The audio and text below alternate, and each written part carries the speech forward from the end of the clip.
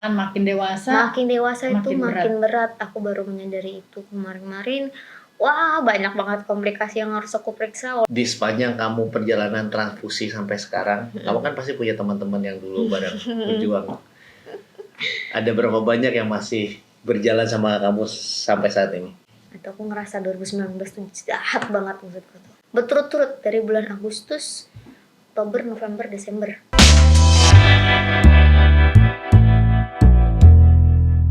Kabar kamu gimana hari ini? Udah baik. Sehat? Sehat banget. Sehat banget. Hari ini sehat banget. Itu yang paling pengen kita dengar sebenarnya. Walaupun belum transfusi ya. Belum transfusi? Belum kontrol. Oke, sekarang kamu tuh terdeteksi di bawah 1 tahun kan ya? 6 bulan, usia 6 bulan. Usia 6 bulan, oke. Terus sekarang umur? 29, jalan 30. Tahun ini 30. Tahun ini 30. Oh, boleh tahu nggak sekarang kamu transfusi kamu berapa lama sekali? Aku transfusi sekarang 3 minggu sekali, tapi mungkin mau dijarakin jadi 2 minggu untuk menjaga HB di atas 10. Biar organ, karena kita udah dewasa, jadi organnya biar nggak terlalu kerja berat banget lah. Sebenarnya idealnya berapa sih? Di atas 10, Mas. Di atas 10? Apalagi kalau masih anak-anak juga, itu idealnya di atas 10. Kan kalau ini kan di atas 10 ini aku taunya baru, karena anakku yang pertama aja itu setelah 2 tahun transfusi baru harus di atas 10. Tadinya tuh di bawah itu nggak apa-apa, kayak 6, 7, 8 lah dulu, sebelum itu 8 ya kan. Nah, waktu zaman dulunya jadi gimana tuh kamu? Kalau 8 juga? Ya zaman dulunya 8, bahkan kalau aku pengalaman yang masih kuingat waktu pas kuliah itu aku bisa sampai di bawah 6, 5 tuh pernah gitu, 5, 4 tuh kalau nggak salah pernah. Itu waktu pas kuliah, cerita KKN lah. Aku KKN sebulan full, begitu pulang KKN HB-nya 5 kalau nggak salah. Itu udah dimarahin dokter di rumah sakit gitu. Iya, kalau 6 aja udah harus masuk UGD kan? Iya, dulu kan belum. Dulu masih bisa kontrol biasa. Karena kan sekarang tata laksananya kan semakin bagus ya sekarang. Jadi sekarang tuh jadi di atas 9, 10 kalau bisa. Orang dewasa juga segitu ya sekarang? Orang dewasa segitu. Karena kalau misalnya berdasarkan pengalaman mungkin dari zaman dulu juga, kalau HB-nya 7, 8, apalagi 6 itu nggak mempengaruhi banget ke pertumbuhan dan perkembangan si anak gitu, Mbak. Nah, perbedaan yang ada momen perbedaan signifikan nggak dari waktu kamu dulu perawatan dulu sama sekarang? Contohnya kayak kelasi besi deh. Kalau dulu kan harus pakai yang suntik ya. Iya, yang suntik.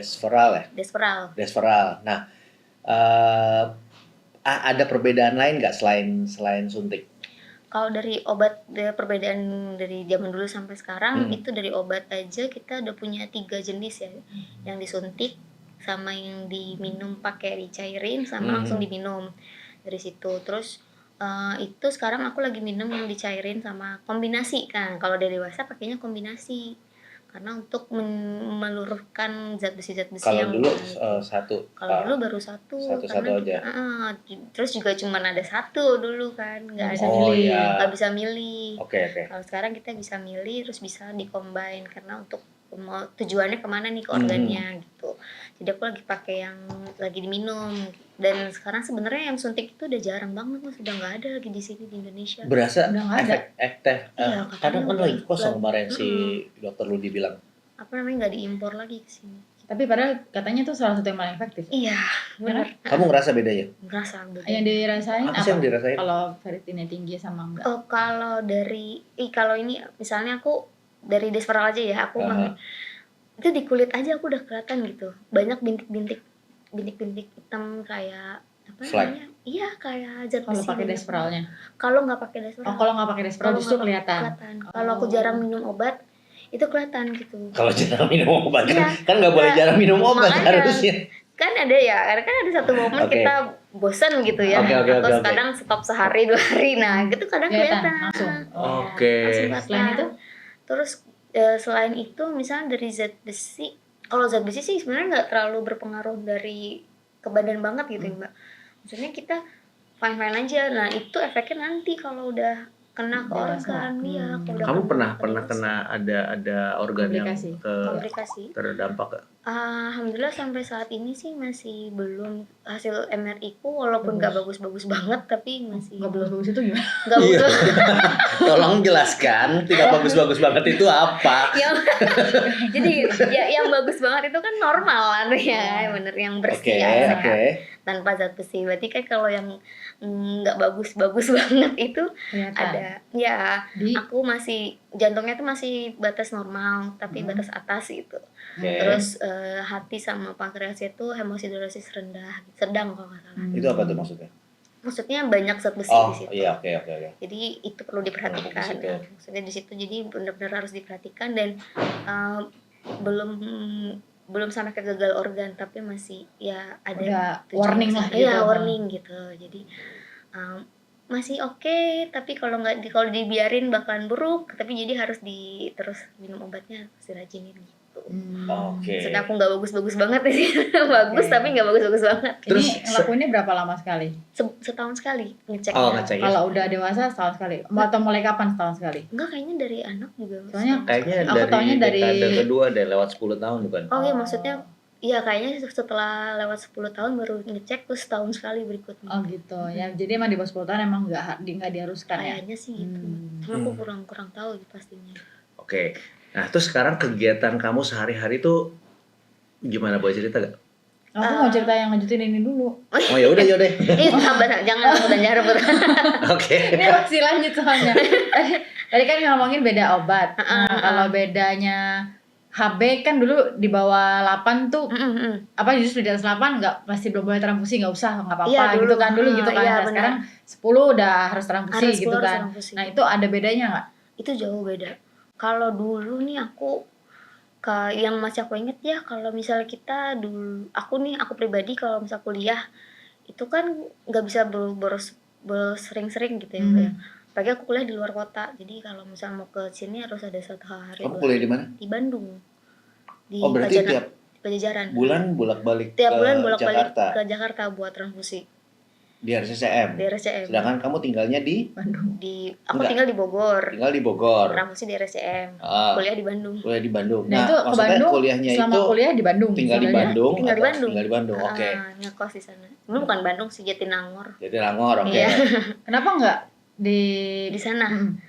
Sama itu Mbak, sama kayak kenapa nggak pindah ke rumah sakit di sini karena nggak memenuhi darahnya. Kuotanya? Iya, kuota darahnya tuh nggak memenuhi, nggak mencukupi sampai HB13. Kalau mau mencukupi kayak aku harus izin lagi seminggu kemudian gitu. Jadi kan kita kan kalau ngitung ke 13 kan. Dari dulu pun juga kayak gitu, ngitung ke 13. Tapi selama aku dipindah di rumah sakit yang selain RSCM ini, itu mungkin karena kuota BPJS atau apa, atau cuma dapat dua kantong, Harusnya? 3 kantong. Harusnya aku 4 biasanya. jadi kurang 1-2 kantong Iya. tiap sekali transfusi. Kita 13 ke 12 sih? Aku Bukannya selalu 12 ya? aku ngitungnya ke 12. Gitu. Aku Iya, ngitungnya ke 12 kalau aku. 12. Karena aku 13 gitu.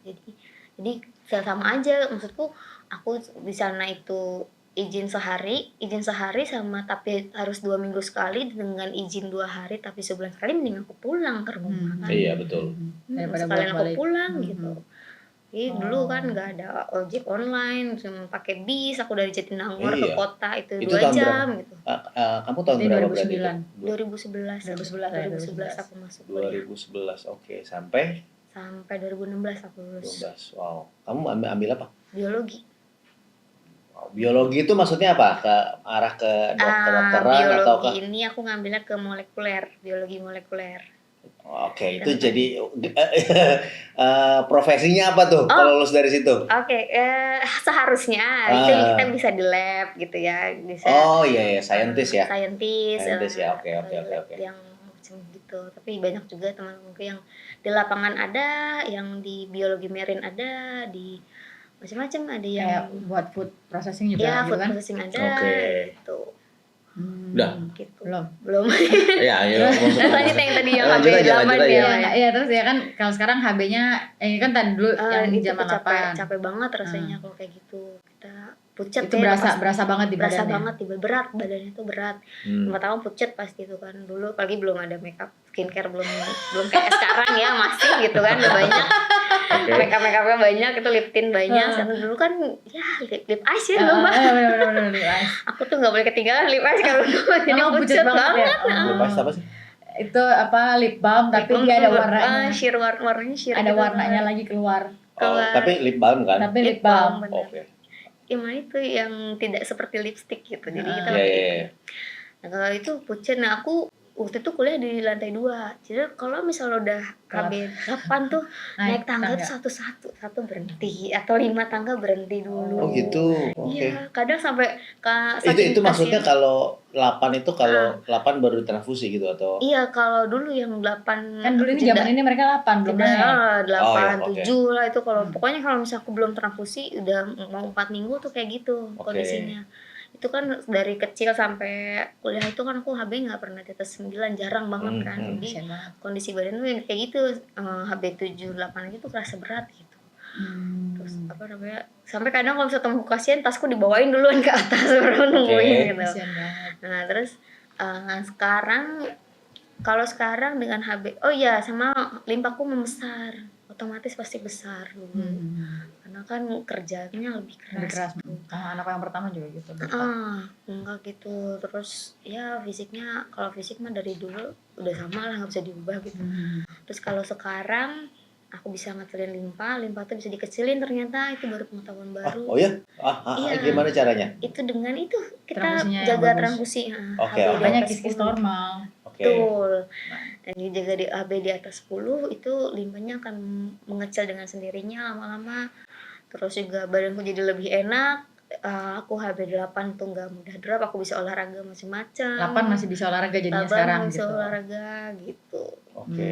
Olahraga apa kamu biasanya? Aku kadang ikut cardio dance kayak Zumba gitu, Mas. Oke. Capek juga tuh. Iya, dulu suka nari sih, dari SMA tuh suka ikut kegiatan eskul nari gitu. Wow. Sekarang suka. Seberapa kegiatan-kegiatan kamu dibatasi sama kondisi kamu? Dari sekolah deh. Dari sekolah. Kalau dibatasi sebenarnya nggak terlalu dibatasi. Sama orang tua tuh sebenarnya Enggak. Kamu merasa terbatasi sama dibanding orang lain gitu ya? Sejujurnya aku agak bersyukur. Salah satu ada dibatasi itu sejujurnya agak bersyukur. Misalnya salah satunya gini. Punya alasan. Iya. Ya kayak ospek gitu lah ya, ospek. Orang teman-teman mau dimarahin nih, aku pasti ditarik duluan ke belakang karena udah tahu kondisi kan gitu. Terus atau olahraga yang lari tuh yang panas-panasan, aku pasti nggak ikut. Nah aku alhamdulillah banget nih karena ada sakit gini kan. Tapi kalau pembatasan diri di kegiatan sekolah atau kuliah itu sebenarnya nggak terlalu ngaruh sih. Nggak terlalu ngaruh. Apalagi orang tua aku juga membebaskan aku, tapi asal kakak tahu nih ya batasan kakak tuh sampai mana. Kalau udah capek istirahat, jangan dipaksa terus gitu. Terus orang tua juga selalu ngingetin. Kalau sekarang sih kayak aku yang selalu inget, aku belum transfusi. Oh iya belum transfusi ya? Gitu, jadi sekarang mamaku udah agak lupa sama anaknya transfusi. Ya kan, enggak kan, kamu udah dewasa gitu, udah harus bisa ini sendiri. Gitu.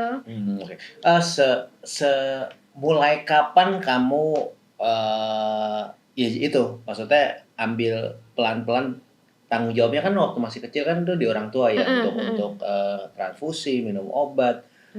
Di umur berapa kamu mulai sadar itu dan pelan-pelan ambil alih tanggung jawab terhadap diri kamu sendiri? Kayaknya mulai kuliah deh.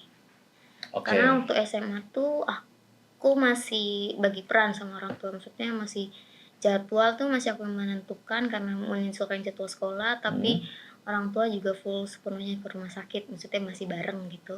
Kita temenin transfusi, temenin kontrol. Terus masih masuk ke ruang dokter segala macam. Tapi kalau mulai kuliah itu aku kayaknya udah mulai sendiri banget sih. Semuanya sendiri. Aku udah bisa ke rumah sakit sendiri. Kalau ke rumah sakit sendiri sih dari SMP, dari SMA tuh udah dilepas. Tapi misalnya hari pertama kontrol aja yang mesti dianterin. Karena kuliah itu udah enggak, kuliah sampai sekarang tuh udah sepenuhnya aku yang ngebatasin, aku yang nutupin. Terus tadi selain HB yang ngaruh waktu dulu standar dulu sama sekarang, terus obat kan juga berubah nih. Yang tadinya yang suntik doang, sekarang udah ada yang minum. Tapi menurut kamu lebih baik nggak yang minum? Apa mendingan yang disuntik? Atau kayak tadi misalnya ada komplikasi apakah selama minum obat-obat yang diganti ini? Apalagi sekarang kan ganti lagi nih. Iya. Iya bener ya, obat ganti-ganti mulu. Kalau menurut aku Desferal, obat yang disuntik itu justru jauh lebih cepat menurunkan ferritin. Tapi kan itu tapi nggak tiap nyaman hari di kan? Iya, tiap hari. Dan Tiap hari ya ya? nyaman sih, ya nggak nyaman sih Mbak, karena di bawah tidur kan disuntik di perut di bawah tidur. Nggak nyamannya di situ. Cuman begitu kita lihat hasil ferritin turun, wah itu senang Happy banget banget. gitu, happy. Tapi karena itu jarang ada, jadi ya udah kita. Ferritin kamu berapa? Sekarang lagi 4.800. Waktu zaman pakai itu disuntik Nggak ingat lagi ya. aku. Oke. Terus sekarang minum XZ. Kalau sekarang minum XZ yang Tadi kamu bilang campurnya sama Deferipron yang langsung diminum gitu. Tapi tablet. Tablet. Tapi aku nggak cocok sama Deferipron kalau minumnya banyak, apa sering-sering. Maksudnya sesuai dosis. Kalau XZ kan sehari sekali. Sehari sekali. Kalau Deferipron kan sehari 3 kali. Harusnya sehari 3 kali. Nah kamu jadi 1-2 kali 1 sekali gitu? Iya, yang XZ sehari sekali, Deferipronnya sehari sekali juga. Oh sehari sekali juga? Kenapa nggak 3 kali? Karena aku pernah pas sehari 3 kali lagi rajin gitu, leukositku turun banget, jadi aku kena pansitopenia waktu itu namanya. Itu aku dirawat seminggu karena demam, mual segala macam gitu, infeksi lah. Karena leukositnya turun, drop. Karena Deferipron ini nurunin leukosit itu. Leukosit karena efeknya kan karena itu. Aku tau kalau Veriprox memang nurunin imun, tapi nggak separah itu. Iya. Taunya. Ternyata di aku. Ternyata di kamu berasa banget gitu. Kalau Veriprox enggak. Oh Veriprox enggak? Enggak. Aku rutin Veriprox enggak. Tapi Deferipron iya. Oh, oke. Ini soalnya nih aku sekarang nih masih asumsi nih. Karena kan tadinya anakku juga pakai Veriprox ya kan. Nah, terus sekarang semua ganti Deferipron kan. Benar. Nah, waktu pakai Veriprox ini pipisnya tuh oranye. Nah, aku curiganya nggak turun karena pakai Deferipron ini pipisnya normal. Terus dia happy karena selama ini aku omelin kan, Dek, ini agak, misalnya kan biasa harusnya oranye, ini kadang-kadang agak merah, berarti kan minumnya lebih kurang lagi kan. Minumnya banyak dek gitu kan. Minumnya banyak terus suatu hari dia minum Deferipron, pas pipis, pipisku putih gitu. Terus kita yang shock. Lah, kok putih? Perasaan harusnya minumnya juga gak sebanyak itu, bisa putih. Kok putih?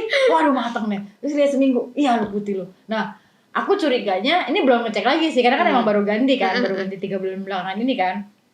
Nah, kalau kamu ngaruh gak? Kalau dari hasilnya sih kayaknya ngaruh.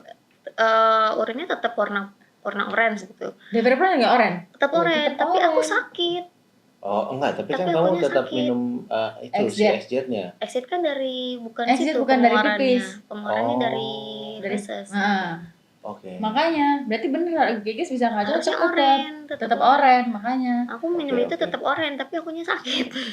Dia ketekan banget. Efek sampingnya di situ Aku tahu kalau ketekan harusnya iya tahu pernah dengar, cuman nggak tahu bisa separah itu gitu. Minimal kan 2000 ya, 2000 berapa gitu. Kalau aku tuh sampai 600 gitu. Hanya 600 itu ya kalau kata dokter ya otomatis lah kamu bakalan sakit, infeksi nggak ada perlawanannya gitu dari badan. Makanya setelah itu ya aku berarti minum Deferipronnya nggak full dosis gitu. Jadi Deferipron itu ngatur sendiri apa dokternya ngajak?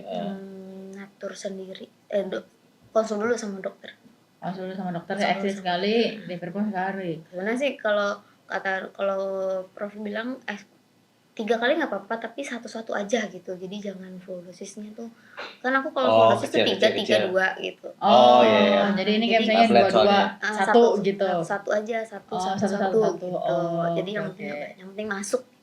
Oh berarti kamu 3-3-2 sebulan 2 botol. 2 botol setengah. 2 botol setengah.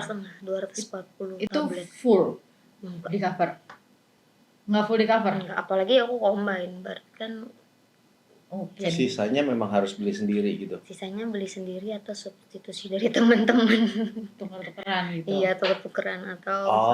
Oke. Jadi mix and match teman-teman yang ada sisa apa? Iya, kita tuker atau gitu. Tapi darah berarti selalu full nih kalau darah full. Tapi obat nih pada yang obatnya nggak full. Kalau udah dewasa ya. Iya kan, Iya kan, soalnya kan platformnya cuma 6 juta. kalau nggak 6 salah. juta, darah 3 juta. Kalau 4 Iya, 4 juta. hitungan kita jadi Iya kan? Kalau dokter, dokter sakit, rumah sakit nginap sejuta. sejuta. Obat cuma dapat hitungannya nginep 2. gak sih kalau Kalau Enggak kita kan, rawat audisi rawat kan? jalan Iya. rawat jalan berarti 2 hari berturut-turut. 2 hari berturut-turut. Kadang 3 hari kalau Ya taruhlah itu dokter rumah sakit ya rame-rame 500.000. Taruhlah ya sisa 2,5 juta. Obatnya aja 1 botol 1,5. Enggak dapat full. Dan Udah Arifron juga keluar. 1,5. Deveripran 700-an kalau nggak salah, 700-800 apa 1 juta gitu. Ya, tetap aja kan dia butuh 2 botol setengah. Iya. Deveripran kan dapat 2 botol doang tuh berarti. Oh berarti memang sebenarnya pasien thalassemia yang udah dewasa lah ya, pasti butuh obat Kendalanya, beli sendiri. Iya, butuh obat tambahan. Kalau Kalau misalnya nggak bisa, berarti kalau kata dokter Lia atau dokter Ludi itu kita apa namanya, yang penting minum tiap hari tapi dosisnya dikurangin gitu. ya Gitu, oke. kita Tapi siasatinnya kan kayak gitu. untuk iya tapi kan berarti tetap nggak maksimal dong. Iya, Masa betul, nggak maksimal. kalau mau benar. maksimal ya memang gimana Harus pun beli cara sendiri. harus full. di sesuai dosisnya. Oke. Itu kan kita baru tahu kita aja kalau nggak ngalamin kan kalau Iya. orang tua kamu kan pasti ngalaminnya by proses begitu ketemu langsung ini kan. Jadi good thing-nya adalah kita bisa belajar dan siap-siap kalau misalnya Iya, waktunya iya, sudah benar-benar. ini. Maksudnya udah harus nabung beli dari sendiri. sekarang iya. Gitu. Oke. Terus apa ada lagi? Kamu teknis banget pertanyaannya. Kayak dokter, kayak konsultasi sama dokter. Ya kan itu yang kita bakal alami gitu ke Iya, depannya bener. udah pasti. Bener, Ini yang Mas. bakal kita alami ke depannya gitu. Mempersiapkan gitu. Jadi aku juga mau nanya kan kalau aku taunya nih ada tuh yang satu dari Bogor juga. Aku lupa namanya siapa. Tadi ada di Bogor juga. Dan di Bogor dia tuh ya gitu cuma dapat 2. Dia nggak tahu kalau di Jakarta bisa full. Nah, akhirnya dia ke Jakarta tuh. Waktu zamannya aku masih di Hermina, akhirnya dia ke Hermina. Ketemulah sekali 2 kali. Tadi aku kering banget. Wah, kasihan deh, pokoknya aku kering, rambut juga udah tipis banget gitu kan. Akhirnya berapa bulan kembali ketemu baru segar. Iya, Ya kan? Baru kelihatan malah badannya agak membesar gitu, meskipun ya masih kurus tapi ya seenggaknya kayak kemarin tuh kayak tulang berjalan gitu, kasihan banget deh. Terus dia bilang, "Iya, Kak, soalnya aku di Bogor dapat 1 atau 2 kantong doang." Betul. Gitu. Akhirnya dikasih tahu sama temanku di sini bisa full, ya aku bisa full dan dia kayak udah berapa belas tahun, hampir 20 juga aku waktu itu kalau lupa deh, 17-an ya. Tapi dia itu akhirnya baru dapat bulan itu 16 tahun lah. Datang bulannya tuh udah telat banget gitu kan. Menurut aku sih udah telat ya, tapi makanya zaman dulu ada yang 13 sampai 16 tahun gitu, beda-beda. Nah, kalau kamu sendiri gimana? Normal kah? Aku itu di bus ada pakai terapi hormon waktu pas SMP. Karena orang tua aku juga khawatir kan. Aku SMP, aku baru datang bulan tuh kelas 3 SMP. 3 SMP berarti. Itu sebenarnya udah lumayan telat sih. 15 tahun lah itu juga temen-temenku udah pada dapet semua gitu kan, yang normal-normal. Terus kayak orang tuaku akhirnya konsul ke dokternya di RSCM, terus nanya kayak dibawa ke periksa lagi ke pemeriksaan yang tangan ini, tangan pokoknya pemeriksaan tulang lah pakai tangan gitu. Terus kawan aku ada osteopeni juga, terus osteopeni itu fase awal dari osteoporosis kalau nggak salah. Iya, jadi aku menjalani terapi hormon tuh pas SMP kelas 3. Dari situ mungkin sudah 2 bulan atau 3 bulan tuh langsung dapet pubertas tuh di wanita itu. Sampai sekarang sih normal, aku nggak pernah terapi hormonnya gimana tadi? Minum obat. Dikasih kayaknya suplemen dikasih gitu. Obat, kayak kasih suplemen. Jadi ada tambahan selain kalsium besi itu ada tambahan itu juga. Jadi emang terapi hormon itu ketahuannya sejak ngecek bone density itu. Iya, setelah bone density, setelah periksa ternyata harus tambahan terapi hormon, ya udah kita mulai di situ. Untungnya sih nggak telat, maksudnya mama papaku aware gitu terhadap anaknya kan. Udah SMP tapi belum ada tanda pubertas, akhirnya dibawa ke situ, terus udah periksa segala macam sampai sekarang sih normal. Berarti ya kamu termasuk orang yang paling kecil juga di sekolah, di kelas ya? Ya, umumnya begitu bukan? Umumnya begitu. Ya dulu sih kayaknya gitu ya. Maksudnya aku dulu badannya kecil karena nggak suka nasi pertama, nggak suka makan nasi. Terus sama talasemi juga. Tapi kalau sekarang aku kayaknya nggak terlalu kecil dibanding yang lain. Normal-normal aja. Normal aja. Iya, oke. Cuman kayaknya memang dari dulu sampai sekarang tinggi badanku belum berubah. Nggak, tapi kan mungkin karena waktu itu juga kalau misalnya kamu terapi hormon lebih cepat, bisa jadi kan pertumbuhan kamu lebih cepat gitu pada waktunya itu. SMP ya. Atau mungkin pas kalau aku HB-nya yang terjaga dari kecil itu juga 10 tuh bisa aja hidung aku mancung gitu. Ya itu ngaruh banget kan. Misalnya aku ngeliat anakku dua-dua beda kan. Yang satu 8 terus, yang satu 10 terus.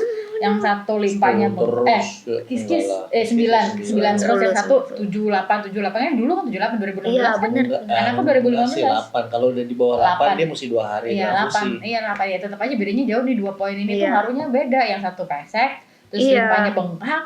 Yang satu normal. Iya benar. Gitu. Aku bahkan punya foto aku masih balita kayaknya, hidungku tuh ternyata mancung, Mbak. Tapi kenapa tuh sekarang udah gede jadi gini gitu. Terus kecewa kayak wah nggak bisa dibalikin lagi gitu.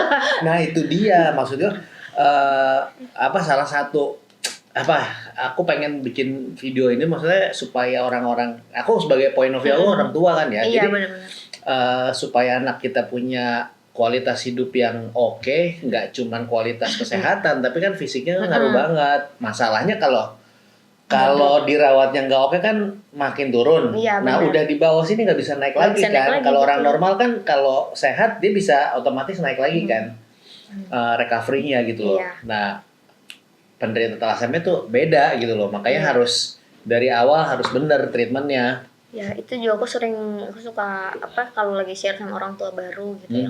Kadang suka nanya kan, Mbak Nisa, anak saya baru didiagnosis gitu, saya agak drop gimana terus ya nggak apa-apa Ma, nanti ini bukan the end of your life gitu ya, ini baru mulai, tapi yang penting semangat, terus diketahui gitu anak itu butuhnya apa ulang. Kalau bisa jaga HB di atas 10 ya Ma, biar kayaknya normal kayak teman-temannya gitu, kayak teman-teman bahkan bisa lebih tinggi dari mamahnya atau gimana gitu. Nah masalahnya nggak semua rumah sakit punya standar yang sama sih di situ. Nah itu Mas juga, jadi rumah sakit di Jakarta, Jabodetabek tuh mungkin masih bisa, tapi kalau udah di luar di luar Jakarta aja tuh susah. Kita di Bali aja 9,5. Iya. 9,5, apalagi Bali, maksudnya Bali kan termasuk kota lah ya, termasuk kota medium kali ya. Iya. Cuman apalagi yang di daerah yang dulu tuh kita pernah ada yang nanya dari Sumba, dari Aceh udah lebih mendingan. Terus yang Lombok. Iya, yang daerah yang remote. Makassar. Yang dokternya aja belum tahu kali thalassemia itu apa. Dokter penyakit dalam hematolog itu udah jarang gitu. Aku mau tanya ini dong, struggle kamu maksudnya secara psikologis, kamu kan pasti ngeliat tuh waktu sekolah kamu pasti berbeda sama teman-teman kamu. Nah di umur berapa dan pada masa itu boleh ceritain nggak, maksudnya struggle kamu tuh kayak apa sih waktu itu?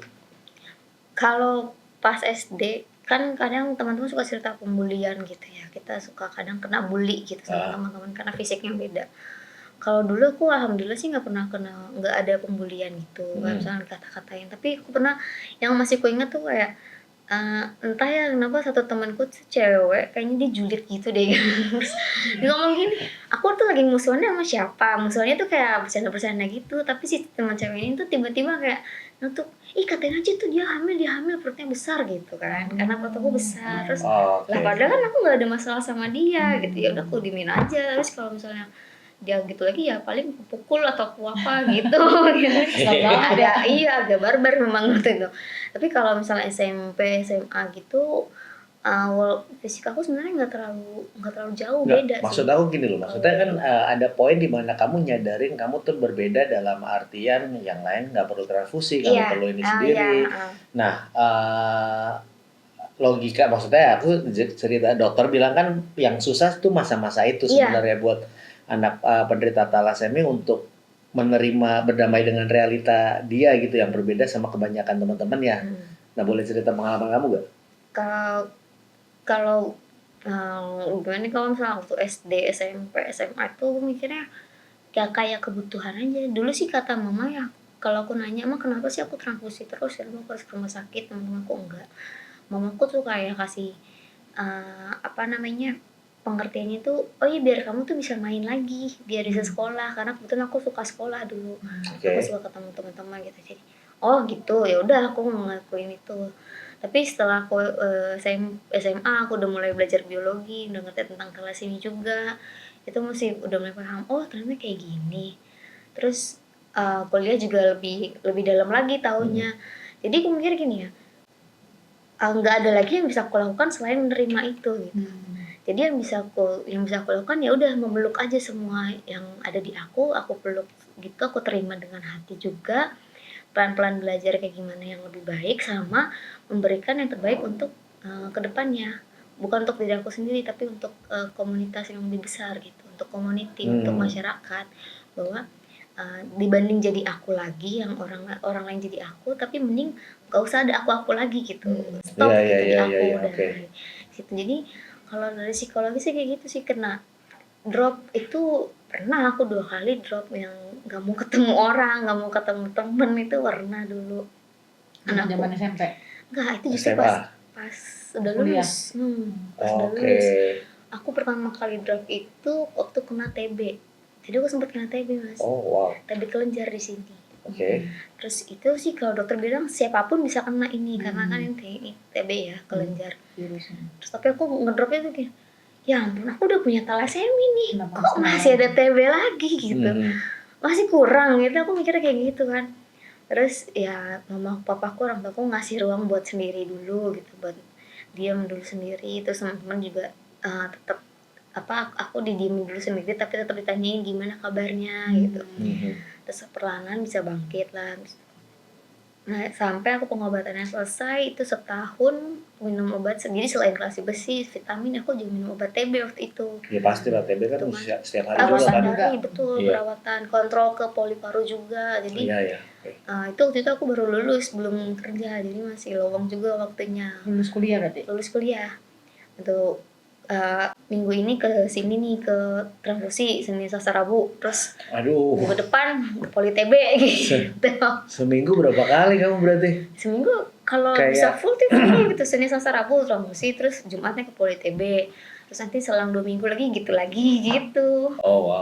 Terus aku lanjutin tuh sampai aku mau ngelamar kerja. Nah ini drop kedua karena aku ngerasa kayak nggak diterima nih sama society tuh, kayaknya susah banget mau cari kerja gitu kan. Udah sampai interview, udah sampai ke user, tapi selalu out gitu, selalu kebuang lah gitu. Bahkan aku di tempat kerja yang sekarang aja, aku tuh masuk berdasarkan referensi dari orang tua, itu aja hampir ditolak. Yang dari referensi aja hampir ditolak. Jadi ayahku harus ngasih tahu lagi bahwa enggak, kok anak saya bisa bersaing dengan yang lain, bisa bekerja juga kayak normal walaupun, tapi di sini harus sampai malam Pak, gini. Iya kok, dia juga kegiatannya sampai malam, dia ikut BEM segala macam gitu, bisa kok dia gini. Akhirnya waktu itu diterimalah dengan masa percobaan 3 bulan, terus sampai 6 tahun aku di situ. Sekarang alasan nolaknya waktu itu apa? Ya takutnya nggak bisa survive, nggak bisa survive, terus mungkin malah mengganggu pekerjaan atau dan yang maksudnya dari sudut pandang perusahaan ya masuk akal. Iya benar. Alasannya masuk akal. Benar. Karena kan perusahaan kan nggak tahu. Itu kamu tahun berapa berarti? 2017. Oke. Pas Kisi lahir. Iya, pas Kisi lahir. 2017. Kalau gini, waktu itu kan masa drop kamu berasa masalah hidup kamu yang paling berat sebenarnya, ya kan? 2 kali ngalamin itu, tapi di posisi ini kamu kan ngerasa itu ternyata bukan tuh, itu bukan masa hidup terberat seduniaku gitu loh. Karena kamu udah lebih kuat sekarang. So kalau sekarang kamu punya kesempatan buat ngomong ke diri kamu yang waktu itu, apa yang mau kamu bilang? ya udah ngapain sih lu nangis dulu gitu. Langsung nangis gitu ya. Ngapain sih nangis nanti juga kelewat itu. Life goes on gitu, ngapain sih nanti juga ya pasti berjalan lah gitu. Jadi sekarang kalau ada masalah udah itu ke diri kamu. Sekarang kan banyak orang-orang Di sekeliling sama-sama penderita thalassemia yang ada di posisi itu. Nah, iya, So kalau sekarang kamu dikasih waktu untuk ngomong ke mereka, apa yang kamu ngomong? ya itu kan versi kasar ya ke diri Iya. sendiri. Kalau diri mah aja. Gitu, masalah ini kan ya masalah tuh pasti ada terus-terusan, kita nggak mungkin terhindari masalah, namanya juga hidup kan, atas bawah. Jadi yang bisa kita lakukan ya terima aja masalahnya, jalani pelan-pelan. Pokoknya setiap masalah yang datang tuh pasti ada solusinya. Gak mungkin kan Tuhan ngasih masalah tanpa ada solusi di luar kuasa kita gitu. Ya, intinya sama sebenarnya, intinya sama. Intinya sama tapi lebih baik aja. Walaupun pasti ngadepin Lo juga. 5 tahun lagi lo akan melihat ke masa itu dan bilang, itu gak ada apa-apanya gitu kan. Itu gak ada apa-apanya gitu. Intinya kayak gitu sih kalau misalnya kayak orang lain. Jadi ya udah nggak apa-apa, paling ya aku temenin aja gitu. Jadi yang bisa kita lakukan untuk teman kita kan misalnya temenin, atau apa yang kamu butuhin aku temenin, aku kasih tahu atau apa gitu. Misalnya mau butuh teman bareng, ayo kita kemana bareng gitu. Kalau kayak gitu soalnya tadi aku juga pikiran pada saat kamu bilang kamu down as a parents, kan parentmu juga kayak ya udah I give you space gitu. Tapi kayak ya aku juga begitu sih pasti ya if you need time ya I'll give it to you gitu. Tapi kalau bilang tapi ada teman-teman juga nih yang berani juga untuk kayak barge in, kayak masuk dengan kayak apa kabar ya, berarti teman-teman itu teman-teman yang sama-sama taler kah atau teman-teman ya yang biasa gitu loh?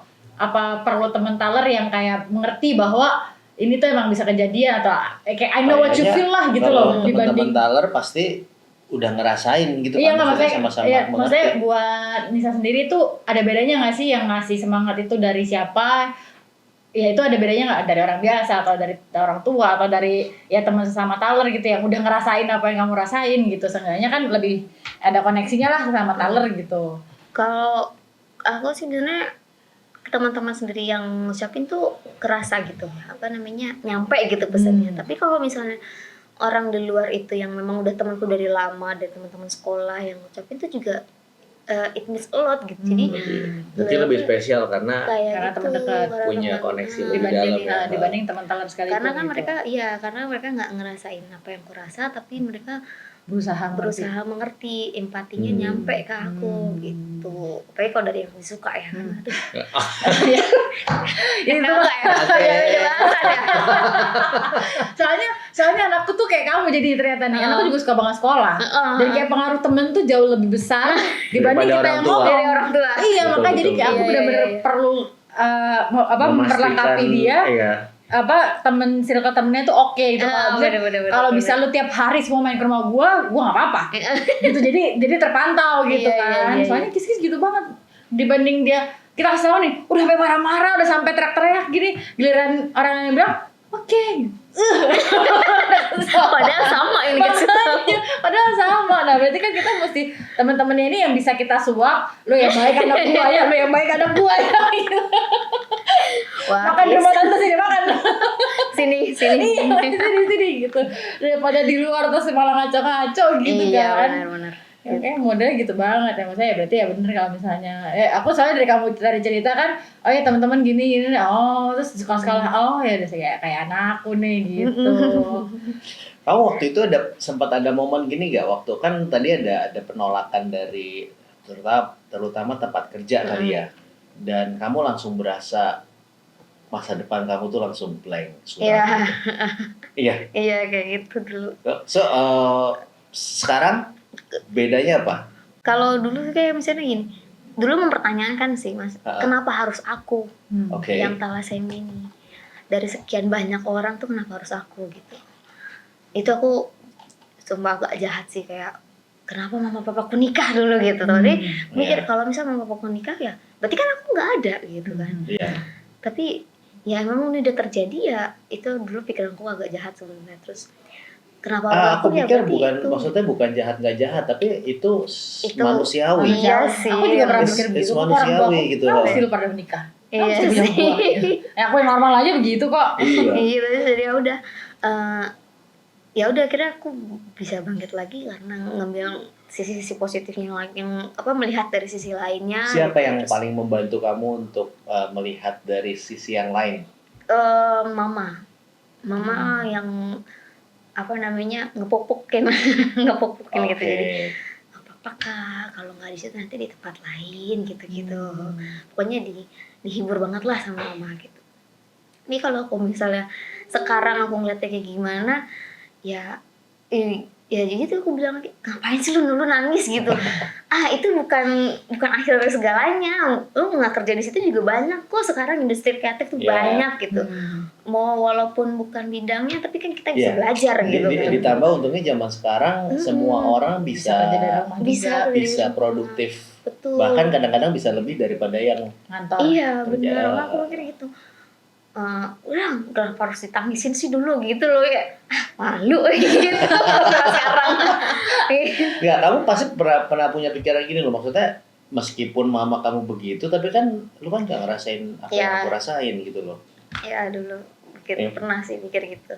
Ya mungkin ini saatnya kamu ngomong itu karena kamu udah ngerasain buat ke junior yang terjebur di kondisi yang serupa sama kamu kali ya. Ya gimana ya mas, karena mamaku memang nggak ngerasain gitu kan, tapi aku relate banget sama omongannya. Ya walaupun ya di situ pasti banyak rezeki yang lain di tempat lain, dan rezeki itu bukan hanya soal material gitu. Misalnya gajinya 2 digit nih, tapi kerjanya sampai malam terus drop mulu, sama aja bohong kan. Kita tuh kerjanya jauh tapi gajinya pokoknya nggak ada waktu sama keluarga, itu juga sama aja. Pokoknya rezeki kan dari mana aja. Walaupun nggak kerja di situ pasti ada tempatnya. Dan memang ini salah satu tantangan utama sih sebenarnya dalam thalassemia dewasa tuh penerimaan di society, di community gitu kan, tempat kerja. Itu aku sama teman-temanku lagi berusaha banget untuk ayolah ngilangin stigma negatif dari thalassemia itu, bahwa kita tuh nggak bisa ngapa-ngapain, kita nggak bisa berkarya, nggak bisa bekerja gitu. Terus dengan cara apa kamu pikir begitu? Ya awareness pertama kan, raising awareness kita dari sosial media, dari macam-macam, ikut ini aja dan raising awareness gitu kan. Terus dari seminar-seminar atau kita ngajak teman-teman kolaborasi dengan media partner atau segala macam, atau juga dari sisi polisi kebijakan. Kebijakan misalnya dari kita bisa ngobrol bareng sama pemangku kebijakan, atau sama pejabat. Karena sebenarnya itu kondisi thalassemia itu unik kan, yang tadi kita sempat ngobrol, karena kondisinya memang bukan sesuatu yang urgent seperti penyakit gawat lainnya, yang kalau nggak ditangani nyawa kita langsung terancam besok gitu loh. Cuman problemnya itu kan tadi, kalau badannya penderita thalassemia itu tidak bisa recover seperti orang normal. Betul. Jadi kalau misalnya dari awal nggak dijaga di level di sini, mungkin nanti akan turun. Tapi begitu udah turun, kalau orang normal waktu dia sehat dia bisa naik lagi. Kalau penderita thalassemia kan begitu turun ya, jadi mentoknya dia di sini kan. Di situ betul. Gitu. Jadi kita jadi punya concern sama orang tua yang nggak aware masalah ini. Gitu. Yang banyak yang DM ke Michelle cerita, dan kita menemukan kalau problemnya sepele untuk tidak merawat anaknya dengan baik. Contohnya coba kasih tahu. Kasihan disuruh minum obat, kasihan terus-terusan. Jadi ketika anaknya bosan minum obat, diberhentiin, ya udah diikutin gitu loh. Atau ya karena dokternya bilang harus 20 menit ya sebelum makan, terus tapi dia bilang anaknya tapi nyusu sebelum tidur, jadi nggak bisa kasih obat. Ya kalau aku berpikirnya justru kalau lebih baik minum daripada nggak minum. Ya, dibanding nggak minum sama sekali. Iya, dibanding nggak minum sama sekali, ya mending minum, biarpun mepet-mepet barengan lu mau suapin sambil lu kasih obat juga nggak apa-apa gitu kan. Nah ini mereka pada pikir kayak gitu, nah aku bilang nggak bisa, harus minum. Mau telat kayak mau apa kayak mending minum gitu. Terus nggak 8 jam mbak, terserah lo mau kasih berapa kali, 3 kali. Bener, yang penting nih yang penting minum gitu. Terus ada yang mesti nungguin suaminya, katanya kalau karena jauh mesti nungguin suaminya baru bisa pergi sama-sama gitu. Maksudnya ya namanya kayak tadi yang kamu bilang, orang kerja ya pasti ada hambatannya. Nah kalau bisa dilakukan sendiri ngapain mesti dibikin jadi suatu hambatan gitu loh. Kayak misalnya ini masalah kesehatan ya yang lumayan berhubungan sama nyawa gitu ya. Lu kalau anak lu sekolah terus lu nggak bisa nganterin, masa lu nunggu laki lu nganterin juga? Iya, Kan nggak sekolah dong. anaknya nggak sekolah dong. Nah kan ini sama gitu. Ini mau Benar, iya kan? benar.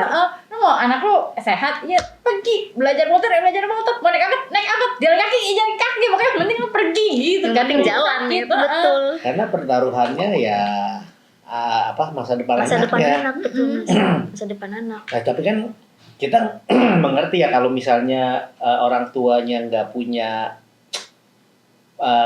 gambaran tentang akan jadi seperti apa anaknya kalau dia dirawat dengan baik, mentreat dengan baik, ya dia akan menganggap itu enteng, gitu loh. Jadi ya concern kita ada raise awareness selain ada kondisi penyakit yang unik, kita raise awareness ke orang tuanya juga supaya hati-hati loh, ini bukan sesuatu yang bisa dianggap enteng gitu loh. Meskipun kesempatan untuk punya hidup yang maksimal ada, betul. Dan itu sisi baiknya gitu loh. Nggak seperti sisi lain yang penyakit kritis yang susah sembuh, harus di treatment saat itu juga dan nggak punya pilihan banyak gitu kan. Ngomongin itu tadi kamu juga sempat bilang kalau udah seumur kita obat ya udah harus campur gitu kan, karena komplikasi tuh lebih banyak. Nah kalau ini kan misalnya aku jarang banget yang ketemu dewasa nih, baru kamu sama Stanley kan. Nah kamu bilang tadi kayak teman-teman juga banyak yang ada komplikasi juga gitu kan. Nah itu komplikasinya apa aja sih biasanya? Kalau kan biasanya komplikasi tuh kadang ke kulit, ke jantung, ke paru-paru, ke hepar, pankreas. Hepar apa ya? Hepar hati-hati. Liver ya. Ya liver. Terus ke pankreas atau bahkan bisa juga ke ovarium gitu. Kalau ke kulit itu gimana? Ke kulit ya pasti hitam gitu ya. Selain itu? Terus geseng, atau bisa kanker kulit nih di ujung-ujungnya. Bisa jadi kayak gitu.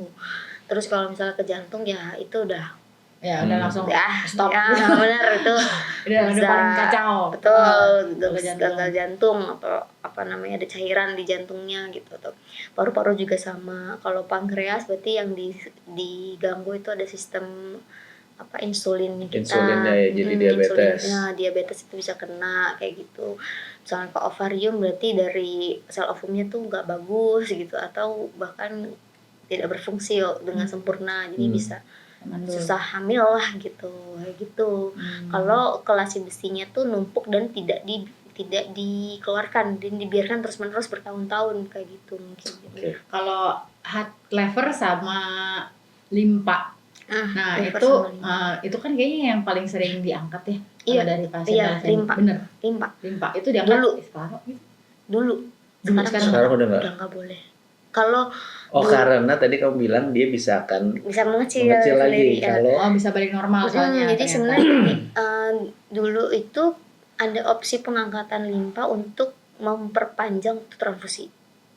Jadi dari harusnya 3 minggu jadi 4 bisa gitu. sebulan, 2 bulan gitu. Kenapa diangkat justru jadi nambah? Ya entah, aku kurang paham itu medisnya gimana. Pokoknya bisa memperpanjang lah. Kalau misalnya livernya udah limpanya itu udah terlalu besar dan mengganggu, itu bisa diangkat dulu.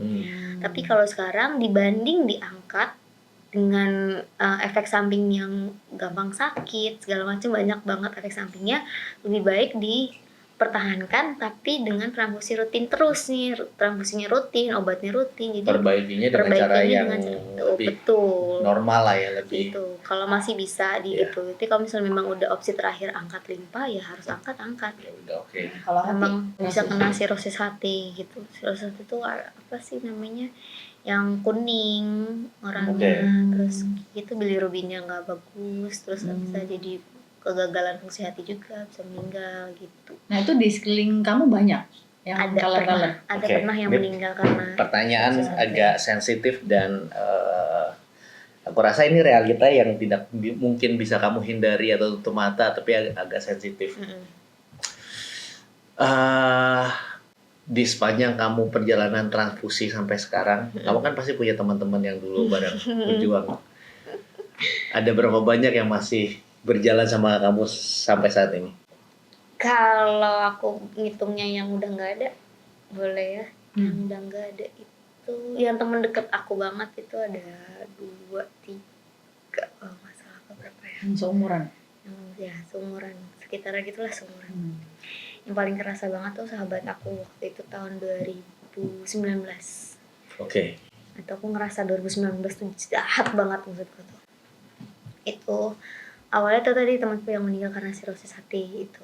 Terus berturut-turut dari bulan Agustus, Oktober, November, Desember. Itu 4 orang langsung berpulang.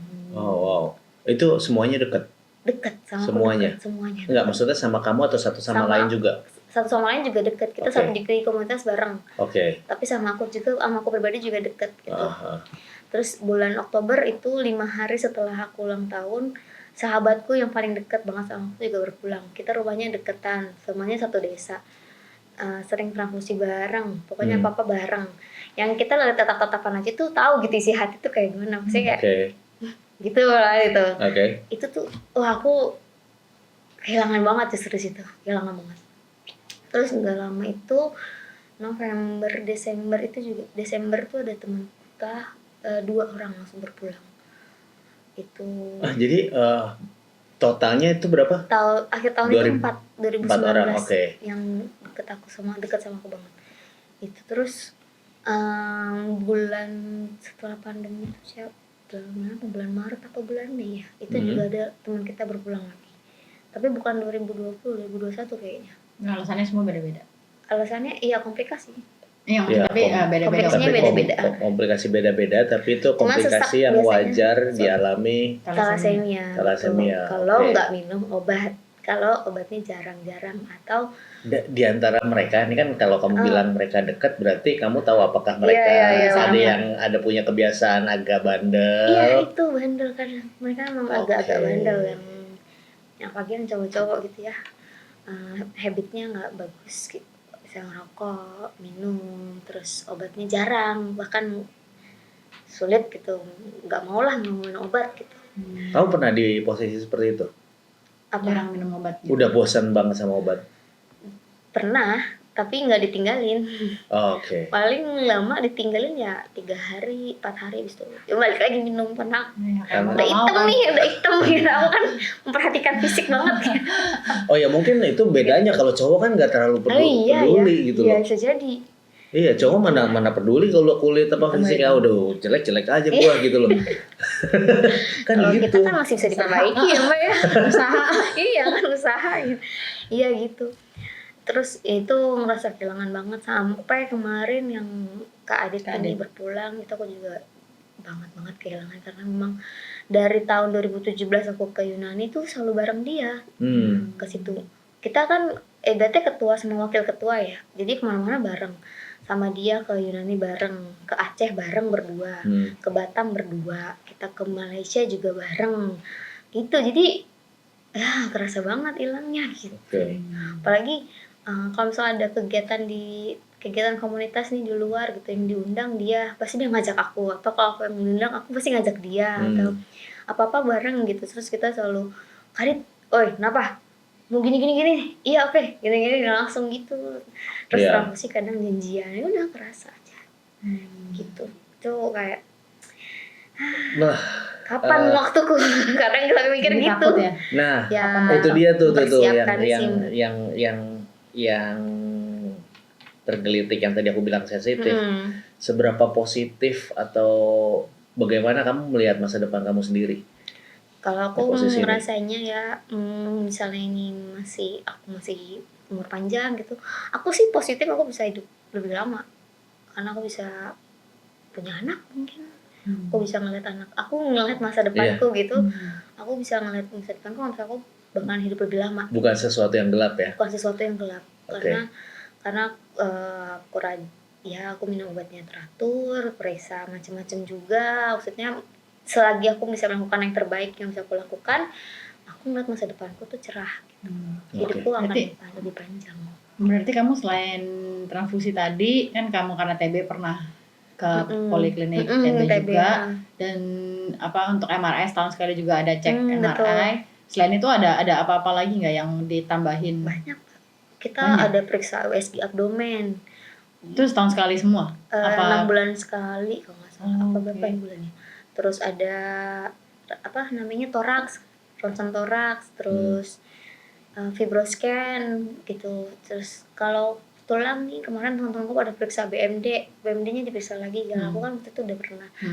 BMD itu berapa lama sekali? Oh, aku kurang tahu kalau itu. Cuman temanku baru periksa, jadi itu dirujuk ke poli orto, ada yang ke poli remato gitu. Jadi emang kita udah harus sering ke rumah sakit. Betul, gitu. Dan itu bisa 2-3 bulan sekali ya, langsung 6 bulan, setahun sekali juga ada gitu ya? Ada, kayak gitu. Selain lab yang ada fungsi lengkap rutin gitu. Terus dari tadi gitu. aku juga ngelihat kayak kamu punya keloid, kayak aku juga keloid sebenarnya. Nah itu bekas suntikan berarti kanan kiri? Iya, bekas suntikan kanan kiri. Diulang-ulang terus. Jadi kamu tiap suntik masih di situ apa kamu pindahin sekarang? Di sini tetap. Masih di situ? Biarin aja yang rusak. Masih sakit gak? Makin sakit? Enggak. Ya sakit mah sakit, tapi enggak. Tapi enggak makin sakit? Enggak, biasa aja sih. Maksudnya biasa aja. Udah. Ini sama di sini yang sering ngambil darah soalnya. Ngambil darah. Ini yang kerasa keloidnya di sini sih. Banyak punya keloid ya, aku juga banyak keloid soalnya. Ya orang kalau aku sih udah aku tatoin. Nanti kalau aku tatoin aku dicoret dari kakak keluarga dapat warisan nanti aku. Makanya kalau aku udah ditatoin. Iya, nanti kalau aku tatoin aku nggak dapat warisan, Mas. Pakai itu apa, henna? Pakai henna karena ya seminggu sekali ganti ya motifnya. Nanti suster yang bingung mana nih mana yang kemarin. Iya. Aduh nih gimana sih? Ngomongin itu aku sempat lo kepikiran tuh mau beli alat itu. Pernah lihat gak? Yang buat nyeken ini. Oh, pernah. Aku pengen beli, terus ini buat anak thalassemia sih. Aku waktu pas dirawat di yang kemarin terakhir aku dirawat itu yang karena pasitopenia aku dirawat kan suster beda ya. Maksudnya beda dari suster yang biasa kita gitu kan. Jadi mereka jarang kan infus. Wah, aku udah bonyok di sini, sini sampai ke sini. Di sini tuh jarinya pakai alat itu yang tadi di mana ini? Aku pikir belum ada, kenapa nggak dipakai buat anak thalassemia gitu satu? Tuh aku biasa di sini, pakai di sini, jangan di tempat lain. Tapi orang kekeh karena keloid kan bilangnya takut sama di sini aja, tapi tetap nggak mau di situ. Nggak dapet akhirnya. Akhirnya kesini kan karena gue bilang iya kan gitu.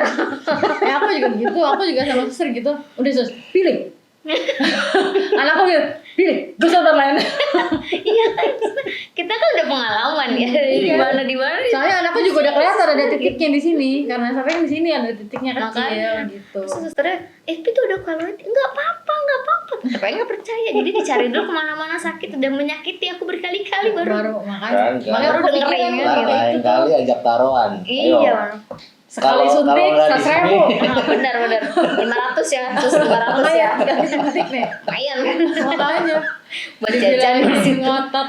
Kamu ada dari komunitas ada orang yang kamu look up gak?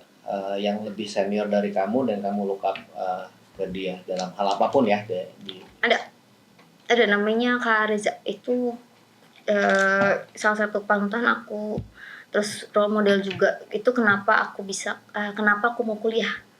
Jadi Kak Reza itu dulu waktu aku SMA SMP itu beliau sudah masuk ke UI, jadi kuliah di UI FKM. Nah dari situ tuh aku mikir, wah Kak Reza aja bisa nih kuliah di UI, berarti aku juga bisa kuliah gitu. Dari situ wah aku bisa. Terus beliau juga lebih rajin obatnya, kulitnya lebih bersih. Umur berapa dia sekarang? Sekarang 35 kan, udah punya anak satu.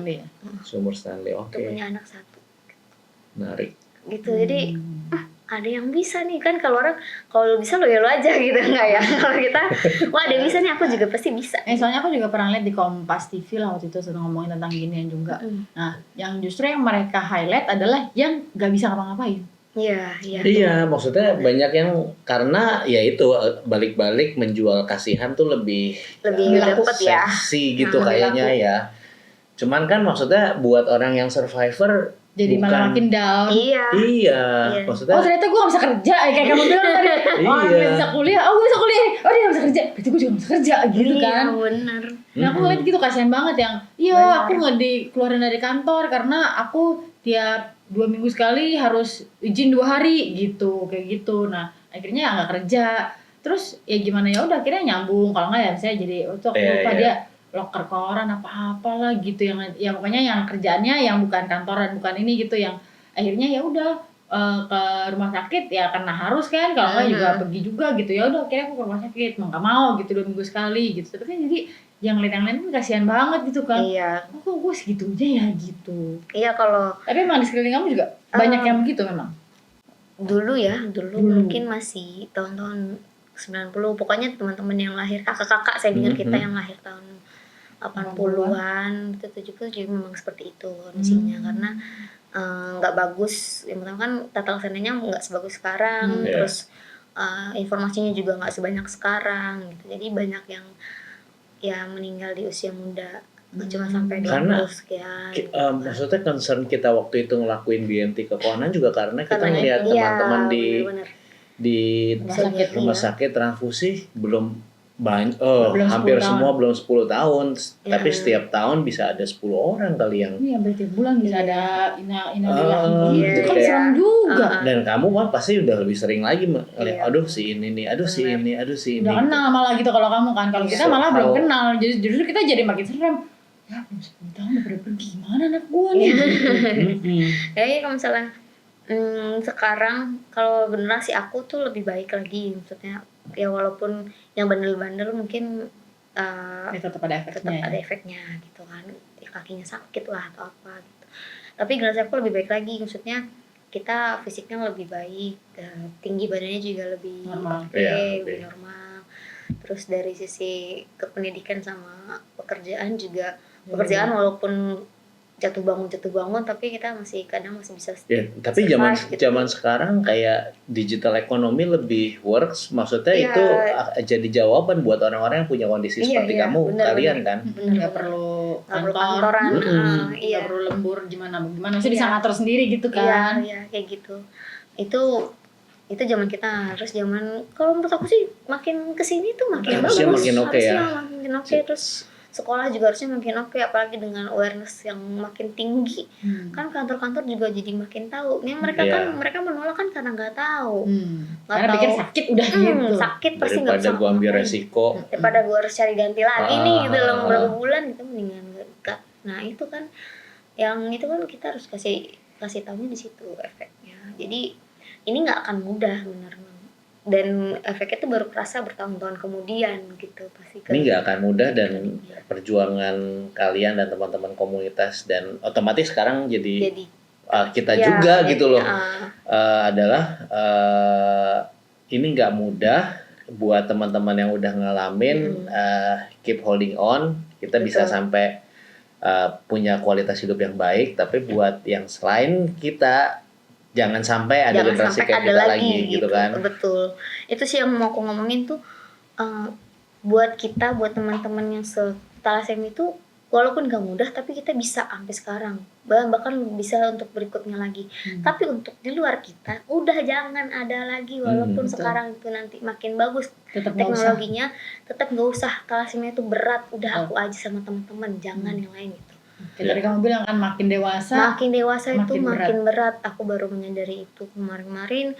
Wah, banyak banget komplikasi yang harus aku periksa, walaupun aku belum ada komplikasinya, tapi kayak wah, aku harus periksa ini. Karena lebih baik mencegah kan. Benar. Karena kalau udah kejadian benar-benar nggak bisa sembuh kan.